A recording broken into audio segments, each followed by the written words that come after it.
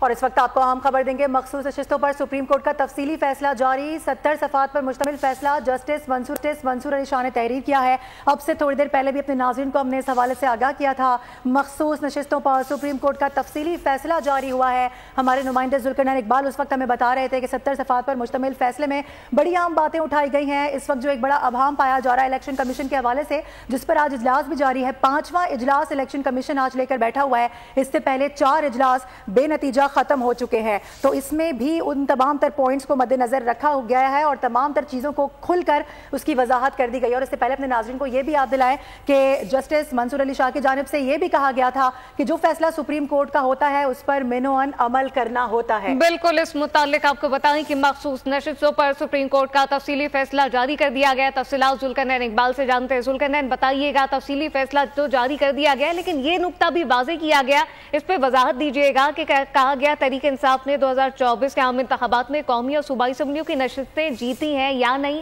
کیا کہا گیا اس پہ؟ دیکھیے، سپریم کورٹ آف پاکستان کا جو 70 صفحات پر مشتمل فیصلہ ہے، اس کے اندر سپریم کورٹ آف پاکستان نے اس کا آغاز ہی کیا ہے جمہوریت اور کو آئین کی بنیاد قرار دیتے ہوئے، اور کہا ہے کہ آئین اور جمہوریت کی بنیاد جو ہے وہ شفاف انتخابات ہیں اور عوام کا حق رائے دہی ہے اور عوام کی رائے ہے۔ سپریم کورٹ نے اپنے فیصلے میں یہ بھی کہا ہے کہ عوام کی جو رائے ہے دراصل وہی جمہوریت ہے، اس کے علاوہ کسی اور چیز کو بھی جمہوریت نہیں کہا جا سکتا۔ سپریم کورٹ نے یہ بھی کہا کہ شفاف انتخابات جمہوریت کی بنیاد ہیں اور جو عوام کی رائے ہے وہ ایک خون کی طرح جمہوریت کی رگوں میں دوڑ رہی ہوتی ہے۔ 70 صفحات پر مشتمل فیصلہ جس میں عدالت کا کہنا ہے کہ سب سے بڑے اسٹیک ہولڈر آئین اور قانون کے تحت پاکستان کی عوام ہے اور جو ارکان سے جماعت سے وابستگی کا حلف نامہ دیتے ہیں انہیں اسی جماعت کا ہی تصور کیا جاتا ہے۔ یہ سپریم کورٹ نے اپنے اختیاری فیصلے میں کہا ہے، اور عدالت نے یہ بھی کہا ہے کہ 39 ارکان جنہوں نے اپنی جو وابستگی ظاہر کی تھی پاکستان تحریک پی ٹی آئی کے ساتھ انتخابات سے پہلے کاغذات نامزدگی میں، وہ پی ٹی آئی کے امیدواری تصور ہوں گے، جبکہ باقی جو 41 ارکان تھے جنہوں نے وابستگی پی ٹی آئی کی ظاہر کی تھی لیکن بعد میں ٹکٹ کسی نے نظریاتی کا دے دیا تھا، کسی نے بعد میں خود کو آزاد امیدوار کہا تھا، ان کو عدالت نے 15 دن کا ٹائم دیا تھا کہ 15 دن کے اندر وہ اپنے بیان حلفی سپریم کورٹ آف پاکستان وہ جو الیکشن کمیشن آف پاکستان میں جمع کروائیں، اور اگر متعلقہ سیاسی جماعت جس کے وہ جمع کروائیں گے بیان حلفی وہ اس کی تصدیق کر دیتی ہے تو وہ باقی 41 بھی اسی جماعت کے ارکان تصور ہوں گے اور الیکشن کمیشن اسی حساب سے پھر۔ ٹھیک ہے، ذوالقرنین ہمیں اپڈیٹ کر رہے ہیں، اپنے ناظرین کو ایک بار پھر سے بتائیں گے، کوشش کریں گے ذوالقرنین سے دوبارہ رابطہ بحال کیا جا سکے۔ آئین اور جمہوریت کی بنیاد عوام کی رائے، یہ ایک بڑا اہم نقطہ اٹھایا گیا۔ اس کے ساتھ ساتھ تفصیلی فیصلے میں یہ بھی کہا گیا کہ جمہوریت کی بنیاد صاف اور شفاف انتخابات پر ہوتی ہے۔ اس کے علاوہ شفاف انتخابات کے حوالے سے مزید بھی کچھ اہم پوائنٹ سامنے رکھے گئے ہیں۔ آرٹیکل 189 کے تحت تمام ادارے پابند ہیں کہ سپریم کورٹ کے فیصلے پر مینوان عمل کریں۔ اس سے پہلے بھی اپنے ناظرین کو بتائیں کہ اس وقت جو سینیورٹی پر جو جج ہیں منصور علی شاہ، ان کی جانب سے یہ فیصلہ تحریر کیا گیا ہے جس میں 8-13 کے حوالے سے بات کی گئی ہے کہ جو 8 ججز کا اکثریتی فیصلہ ہے وہ جولائی کو دیا گیا تھا، 12 جولائی کو، جس میں سے سپریم کورٹ کے 13 میں سے 8 ججز نے اکثریتی فیصلہ دیا تھا۔ اس پر یہ آج اس کا تفصیلی فیصلہ جاری کیا گیا ہے۔ 7 صفحات پر مشتمل یہ فیصلہ ہے۔ مخصوص نشستوں سے متعلق سپریم کورٹ نے تفصیلی فیصلہ جاری کر دیا ہے۔ بالکل، تفصیلی فیصلہ جاری کر دیا گیا ہے۔ مخصوص نشستوں کا یہ کیس ہے، اکثریتی ججز کا تفصیلی فیصلہ باقاعدہ طور پر جاری کر دیا گیا۔ اس متعلق واضح کیا گیا کہ بڑا اسٹیک عوام کا ہوتا ہے۔ تفصیلی فیصلہ جیسے منصور علی شاہ نے تحریر کیا ہے، اس متعلق تفصیلات مزید کیا ہیں ڈپٹی بیورو چیف علی شیر سے جانتے ہیں۔ علی شیر، آگاہ کیجئے گا، اہم کیس ہے، اہم سماعت ہوئی، تفصیلی فیصلہ جاری کر دیا گیا ہے۔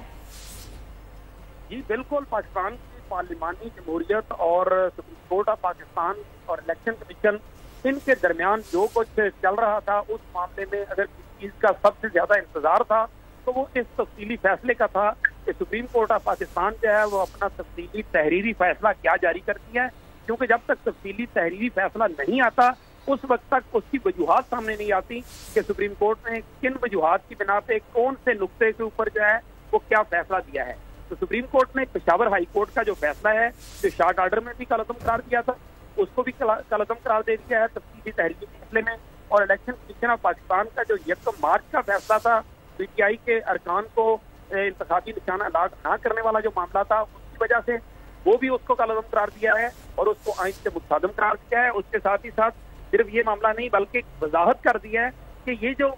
یہ بڑا امپورٹنٹ نقطہ جو ہے وہ منصور علی شاہ صاحب جنہوں نے 70 صفحات کا یہ فیصلہ لکھا ہے اور باقی ججز نے اس کی تائید کی ہے، انہوں نے یہ سوال اٹھایا ہے کہ انہوں نے بینچ نے یعنی 8 رکنی بینچ جو ہے वो जो जजेस थे जिन्होंने एक तरीकी फैसला दिया, ओरिजिनली तो ये 13 रुकनी बेंच था, लेकिन जो 8 तरीकी फैसला था उन्होंने लिखा है कि ये बात हमने समझने की बहुत कोशिश की है कि इतनी बड़ी तादाद में पार्लिमानी जमहूरियत में आजाद उम्मीदवार जो है वो जीत कर कैसे आ गए। उन्होंने ये भी कहा है कि पीटीआई का ये दावा है कि ये आजाद उम्मीदवार जो है ये पाकिस्तान तहरीक इंसाफ के हैं और पाकिस्तान तहरीक इंसाफ के जो वोटर्स हैं उन्होंने इन आजाद उम्मीदवारों को पाकिस्तान तहरीक इंसाफ के उम्मीदवार समझते हुए ही वोट दिया है। फिर सुप्रीम कोर्ट ऑफ पाकिस्तान ने एक और कानूनी नुक्ता उठाया है कि इलेक्शन कमीशन इस बात को साबित करने में या इसकी अदालत को मुतमिन करने में नाकाम रहा कि ये आजाद उम्मीदवार जो हैं इनको अचानक जो है वो किस तरह से सिंबल से महरूम कर दिया गया और इनको किस तरह से सर्टिफिकेट जो है वो नहीं दिया गया। एक तरफ जो है वो इलेक्शन कमीशन ऑफ पाकिस्तान की जो जितने डॉक्यूमेंट्स थे उनके ऊपर जो पीटीआई के जैसे चेयरमैन हैं बैरिस्टर गोहर लिखा जाता रहा और दूसरी तरफ जो है ये किया गया कि उनको सर्टिफिकेट भी नहीं दिए जा रहे। फिर सुप्रीम कोर्ट का जो तफसीली फैसला है उसमें इस बात के ऊपर भी जोर दिया गया है कि ये सेंस ऑफ द मासेस यानी लोगों की जो इज्तिमाई राय होती है, जो इज्तिमाई शऊर होता है, उसको इस किस्म के केसेस में देखा जाता है। ये कोई फौजदारी केस नहीं है, ये एक अवामी या इंतखाबी नौयत का केस है जिसमें ये देखना होता है कि आइन की रूह क्या है, आइन की रूह के मुताबिक उससे मिन्नो अमल दरामद करना होता है। तो सुप्रीम कोर्ट की तरफ से इस बेंच के 8 रुकनी तफसीली फैसले के बाद अब इलेक्शन कमीशन ऑफ पाकिस्तान जो है वो भी एक तरह से फंस कर रह गया है कि अब जो उसने यानी कि मुसलसल इजलास हो रहे थे, ये चौथा इजलास आज जो है वो इलेक्शन कमीशन में हो रहा था इस बात के ऊपर कि वो पीटीआई के उन 41 अरकान जिनके बारे में सुप्रीम कोर्ट ऑफ पाकिस्तान ने कहा था कि अगर ये अपनी पार्टी के वाबस्तगी के सर्टिफिकेट दे देते हैं किसी भी जमात के तो उनको उस पार्टी का जो है वो तस्वर किया जाएगा। उन 41 अरकान ने 39 को तो पहले ही सुप्रीम कोर्ट ने करार दे दिया था कि ये पाकिस्तान तहरीक इंसाफ के अरकान हैं और उसका नोटिफिकेशन के इलेक्शन कमीशन ऑफ पाकिस्तान ने जारी कर दिया था। दूसरी तरफ ये 41 जो अरकान थे इनके बारे में सुप्रीम कोर्ट ने ये कहा था कि ये 15 रोज में अपने जो सर्टिफिकेट हैं कि उन्होंने किस जमात से इलेक्शन लड़ा है अगर वो बयान जमा करा देते हैं तो इलेक्शन कमीशन जो है वो उनको सर्टिफिकेट जारी कर दे। उन 41 अरकान ने भी अपने सर्टिफिकेट जो है वो इलेक्शन कमीशन में जमा करा दिए थे, लेकिन इलेक्शन कमीशन ने ये मौक़िफ़ इख्तियार किया था, पहले ये मौक़िफ़ इख्तियार किया था कि इन 41 को हम इस वजह से सर्टिफिकेट जारी नहीं कर रहे। सब्सक्राइब करें और बेल दबाएं ताकि कोई खबर रह न जाए।